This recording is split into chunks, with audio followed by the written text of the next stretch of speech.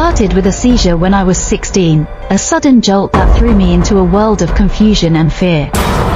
The doctors diagnosed it as temporal lobe epilepsy, but that was just the beginning.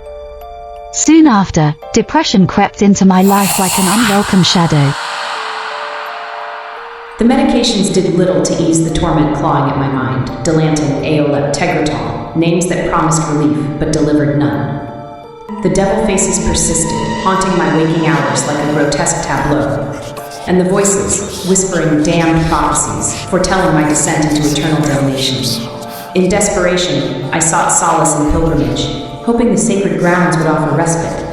But even there, the soil burned like fire beneath my feet, and the crucifixes exuded a malevolent glare that seared my soul. I could not bear to look upon the faces of saints, their images shimmering with a brilliance that mocked my affliction. I believed myself damned, a belief fed by the stigmata that marred my flesh, a grotesque testament to my suffering, or so my mother saw. She too witnessed the signs of my torment, convinced of the demonic presence that twisted my mind and body. The priests hesitated, advising continued medical treatment instead of the ritual of exorcism. But my family, my community, they saw beyond the medications and medical jargon.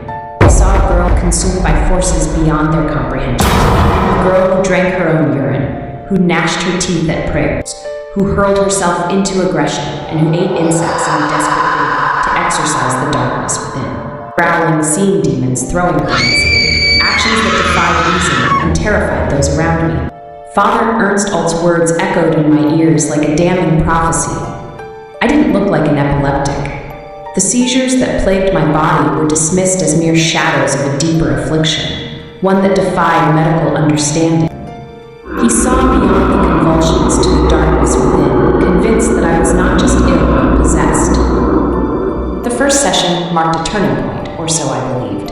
I spoke of atoning for the sins of a wayward generation and apostate priests, a martyrdom I felt compelled to endure. My parents, too, abandoned the hope of medical intervention at my insistence, placing all their faith in the rites that promised deliverance. Week after week, the exorcisms continued, a relentless barrage against the unseen forces that tormented me. 1 or 2 sessions each week, lasting hours that stretched into eternity. The prayers, the incantations, the desperate pleas for salvation that filled the air around me. But as the sessions multiplied, so did my resistance. I began to refuse food, believing that starvation would purge me of the evil that clung to my soul. I withered away. In the final chapters of my story, the exorcisms became my only reality. A relentless cycle of prayers and rituals, each session a desperate plea for deliverance from the demonic forces that gripped my soul. I was not merely ill, but a battleground for supernatural forces. The voices that whispered damnation grew louder, drowning out the prayers that sought to save me. In the end, it was not the demons that claimed me, but the relentless pursuit of their defeat. I succumbed to malnourishment and dehydration, my body frail and broken, my spirit finally at peace.